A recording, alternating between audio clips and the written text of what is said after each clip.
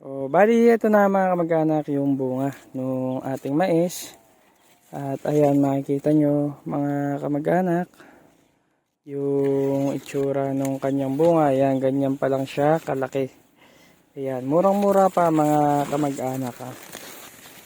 Ayan, mapapansin nyo rin mga kamag-anak na kada ikalawang butas madamo mga kamag-anak, tapos ito lang yung malinis yung daanan ng tubig. So isprayin natin yan ng pamatay damo.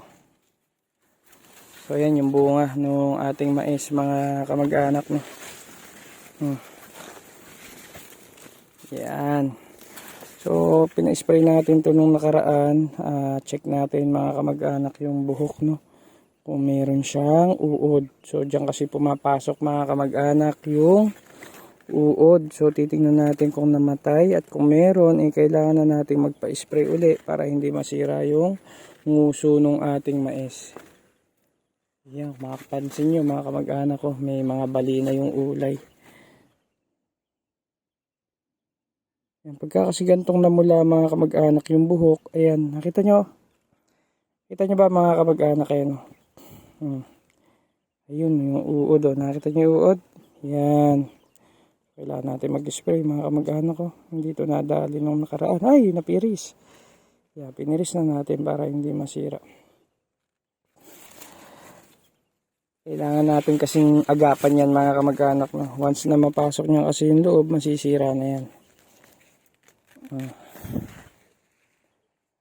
Basta namula yung buhok nung mais natin. Ayan, kamukha nun. Ayan, nakita nyo, berdeng-berde. Ayan, berdeng-berde. So, possible wala pa yan.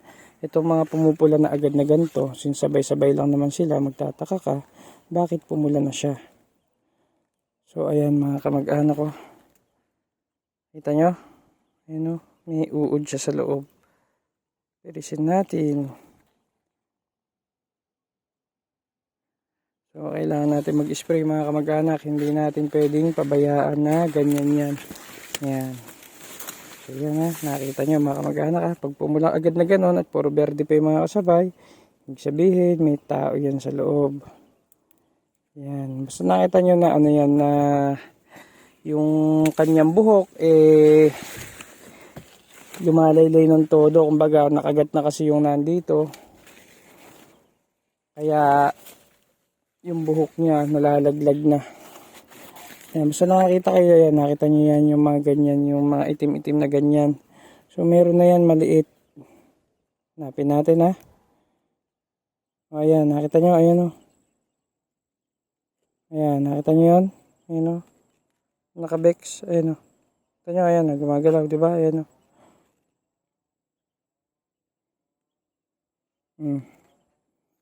So ayan, pagka kasi gantong stage mga kamag-anak, ito yung takaw talaga to no, takaw sira, kaya kailangan natin maagapan. Hindi natin dapat hayaang makapasok yan. Ayan meron na mga kamag-anak. Ayan yun so nag-spray tayo mga kamag-anak for 4 days pa lang mula ngayon, pero ayan nakita nyo may uod. Ayan kita nyo yan, ayan so nakita nyo ng basta yung buhok ng mais, napansin nyo na ayan yung may mga ganito, may dumi-duming itim-itim na yan. Yan, automatic na yan, meron na yan. So lalo na yung ganyan yung ganito na agad ka itim, makita nyo. Yan, pagka ganyan na agad ka itim, makita nyo to, yan, matatanggal ko to yung mga buhok na yan. Kasi putol na yan, yung mga umitim na yan. Ayan kita nyo, putol na. Kasi nga nangat-ngat na yan nung uod. Ayan kita nyo yun. Ayan ayun. So, yun diba? Nangat-ngat na siya. So, nakita nyo to, pagka wala pa, nakita nyo yung buhok niya. Berding-berde pa. Ayan ang dami. Ayan nyo, dumi nung kukuha sa yan, sa ink. Yan ba, sabihin nyo di ako nagugupit ng ink ng printer. Ayan kailangan sprayin mga kamag-anak. Ayan, damo So ganyan, pagka nag-sweet corn, kailangan lagi nating sinusubaybayan. Kasi pag nasira yan, wala tayong pagbibilan. 4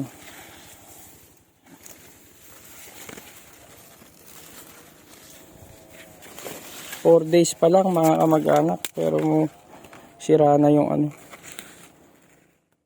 So, gagawin ko dito, ipupuso-puso ko muna dahil na spray naman na yung ulay nito.